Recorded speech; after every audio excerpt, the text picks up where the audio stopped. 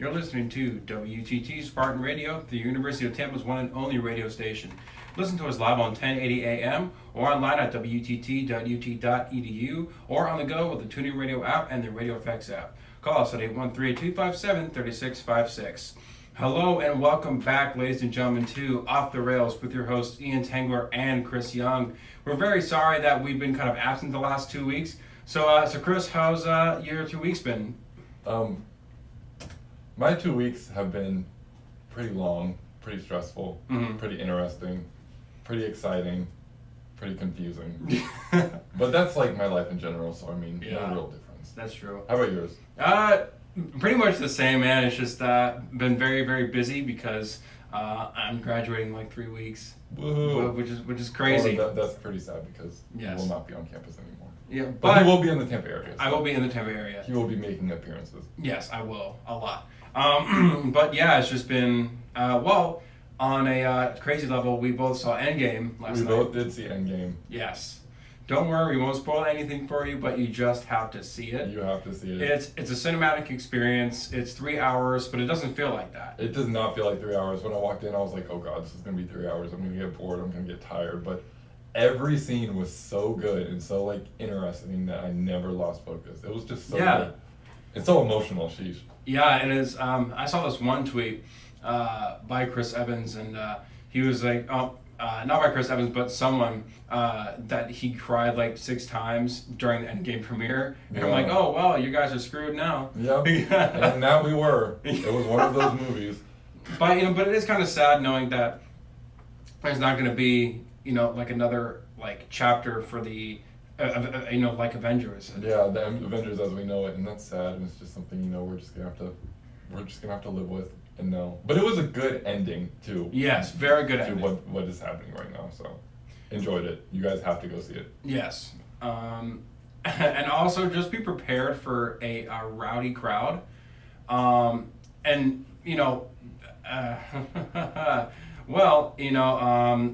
was shushed last night by someone. Shushed? Yeah, by someone. During the big battle scene. How dare they? Yeah. That was one of those scenes you cannot be shushed for. No, but literally everybody was clapping and cheering, and like he just goes shh, and I go, really? How dare someone shush you during Avengers Endgame? But anyways, guys, go see it. It's playing at the AMC West Shore 14 in Tampa. And literally everywhere else in the world. Yeah, literally everywhere else in the world. But if you guys are listening in the Tampa area, you guys should go see it, like, now. Okay, well, the first song we have on the queue is Wrong Side of Heaven by Five Finger Death Punch off the album The Wrong Side of Heaven and The Righteous Side of Hell Volume 1. So let's listen.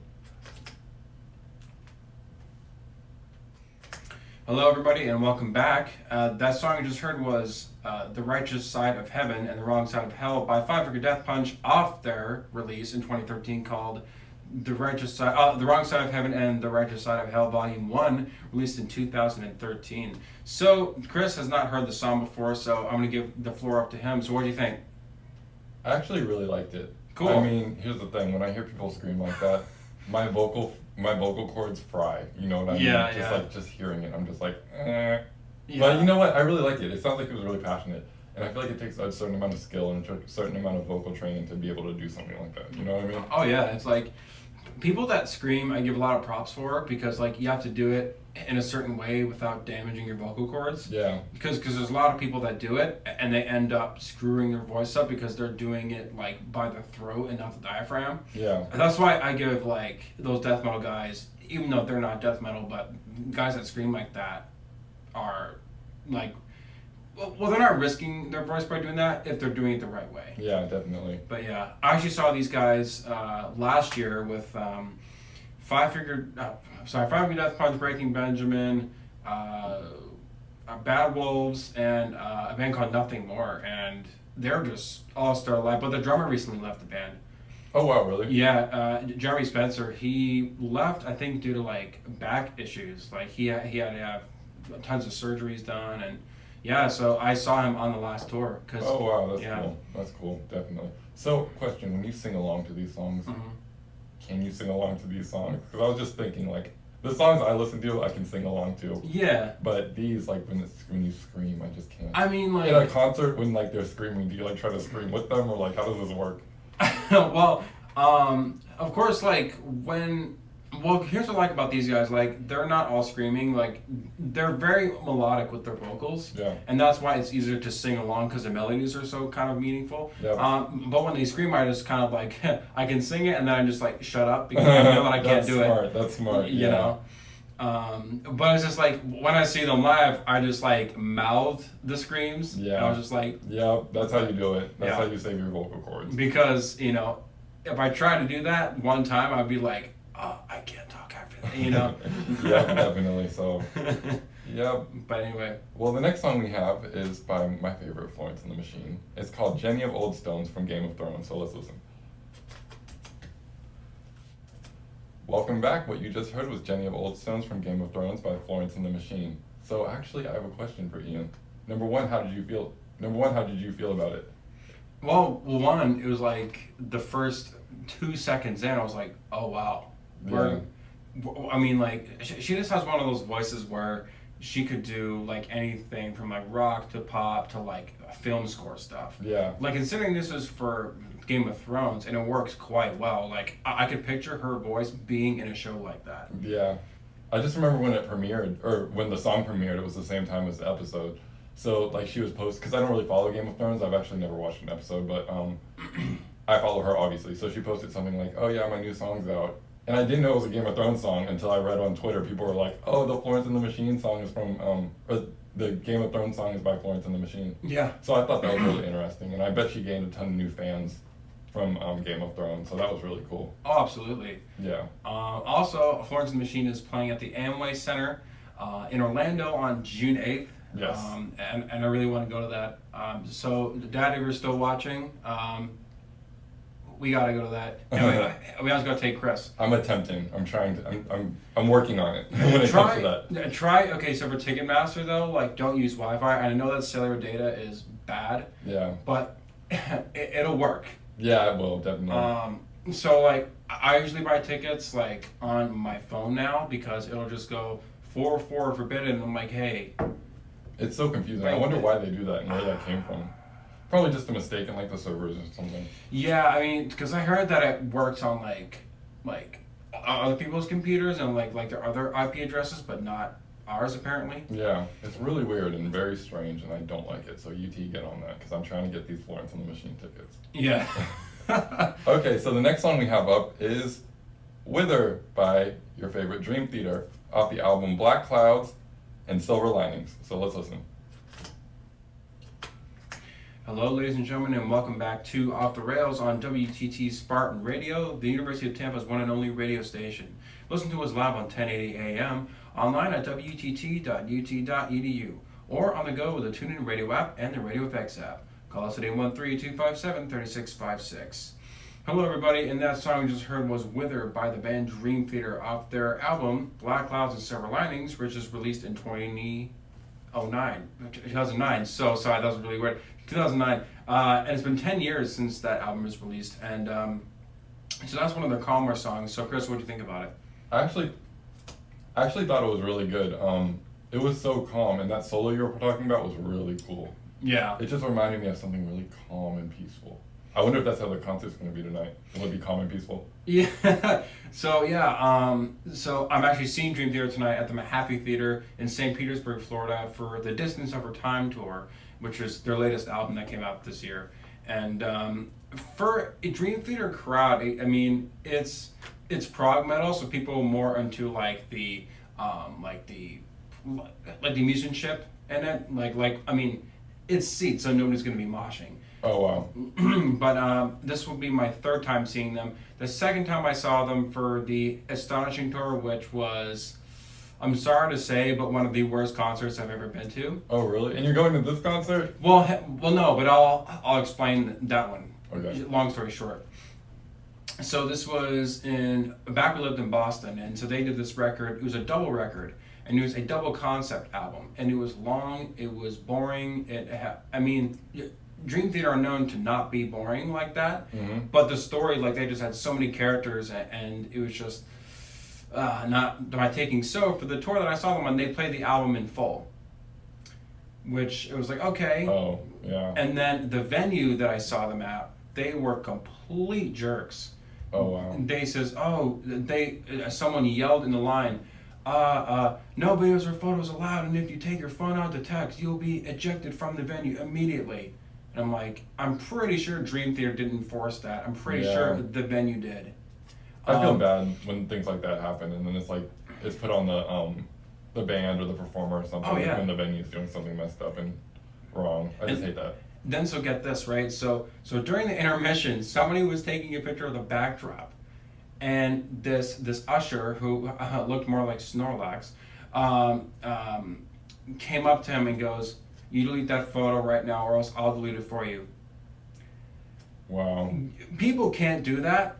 Yeah. I mean, you literally can't prise a phone out of somebody's hand and delete the photo. I'm like, guys, like, it's not like somebody's taking in a big camera in to record with. Yeah. Like, that's one of the misconceptions with this, is that bands need exposure and we're in the digital age. I mean, yes, it's like, I don't like people who record the whole show. Yeah. Right? You know what I mean? Like, yeah, that can get annoying, definitely. But it's like, I always do like maybe a minute or so and then put it away and then enjoy the show. Yeah, as it should be.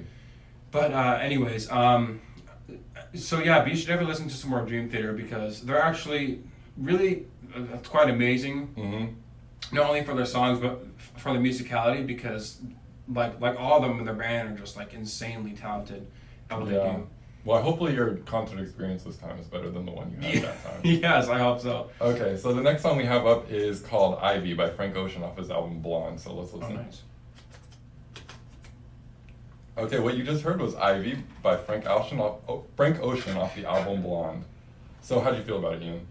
I really liked it. I mean, because I like the fact that it's just a guitar and him, and it was really spacey. It was. Space reggae much? Yeah.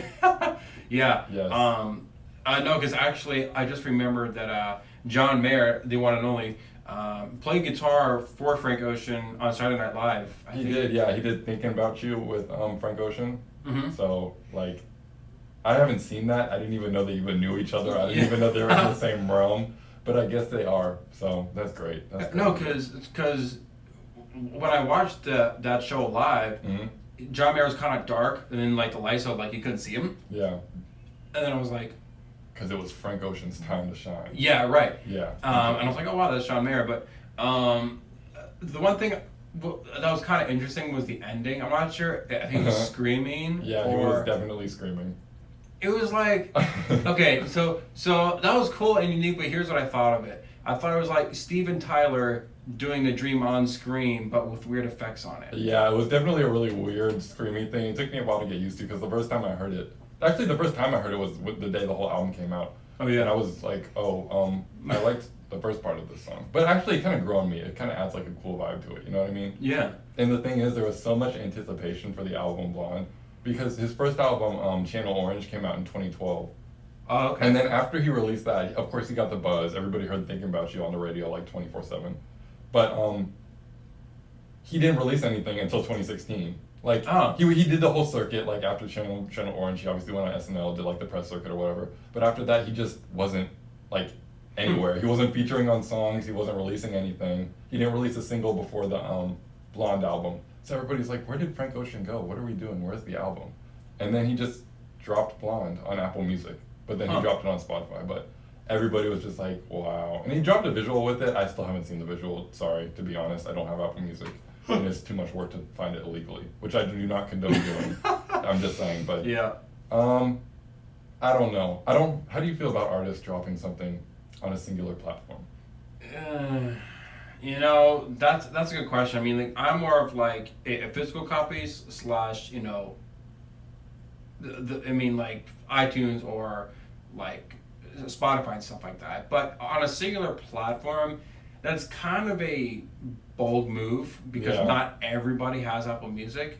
That's So like he's probably doing that for half of his fan base, where half of his fan base is trying to see if they can get a like bootleg copy of it. Mm-hmm. They should do it on multiple platforms. They really should, and that's what kind of annoyed me. Yeah, because especially with being digital age, like it's hard to really find physical copies of like newer stuff, even though CDs are being made, and that's why I like CDs because you can get like the booklet that comes with it, you can read all the lyrics and stuff, and actually have a physical copy, so that sometimes the digital songs will probably never be again, Yeah, but that's true. we still have the CDs and stuff. But yeah, he needs to release it on more platforms. Not sure if He has now, but it's on Spotify and all that. But just the initial release was on Apple Music, and it was just kind of annoying. So I was like, like really. yeah, really. But oh well. Now the next song we have is by Frank Ocean's obviously best friend John Mayer, called Neon off the album Room for Squares. So let's listen. Hello, everybody, and welcome back. And that song you just heard was Neon by John Mayer off his first album release called Room for Squares. So, Chris, what'd you think? I actually thought it was really chill. Who knows how long she can go? Is the real question. I really like John Mayer actually. He gives me a really chill, you know, like definitely early 2000s vibe. I still have I don't know why I associate him with dentist office, but I still do. Just like the waiting room music that you just listen to before you get your braces in. But I just really like John Mayer's music. I thought that was really cool, really chill. I never knew about his friendship with Frank Ocean. So that adds to him, I feel like. I feel like they would do a really good collaboration, so I really need to get on that and listen to the Thinking About You with John Mayer in it. So is he just playing guitar or is he singing? Yeah. He's doing guitar with it, but yeah.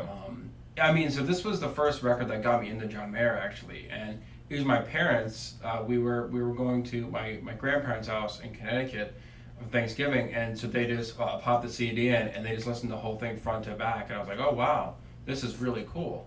And so I got into John Mayer when I was 6 years old, so you can say that I'm a fan. Yeah, definitely. And I saw him at the Amalie Arena 2 years ago. I thought floor seats would be good. Nope. They weren't good? No, because we were floor 9. Oh, wow. And so, I mean, like, yes, we could see the stage and, like, you know, we could see the big screen, but people were just, like, two tall people, two tall girls that were standing right in front of my parents. They're kind of shorter, on the shorter side, and I was the only one that could see anything, so... Wait, how old are you? I'm going to be 24 this year. Well, no, how old were you during the concert? I was 22. Oh, okay. I thought for some weird reason I thought you were like 6 or something. I was like, oh, how did you see above your parents when you were 6 years old? But you know, no, sorry. You know what? Tall people at concerts, I see all. I know. Look, it's hard to figure out. Like, am I blocking someone's view? Am I doing this right? Am I doing that wrong? Yeah. So I salute all tall people at concerts. But so don't get me wrong though. He put on one hell of a live show, and he did a segment with the John Mayer Trio. So it's with Pino Palladino, which is an amazing bassist, and Steve Jordan, which is a monster of a drummer. And they did like old Jimi Hendrix songs. It was just really cool just to see the whole dynamic of the whole band. But anyways, I would recommend that record to listen because it really got me into John Mayer's music. He's going on tour for the summer in the States. He's more going up north, you know, so like New York, Providence, Rhode Island, stuff like that. Providence, Rhode Island, wow. Yeah, which is interesting. But he's not coming to Tampa, Florida. Maybe when he releases a full album, because he's released 2 tracks. Yeah. One last year and one this year.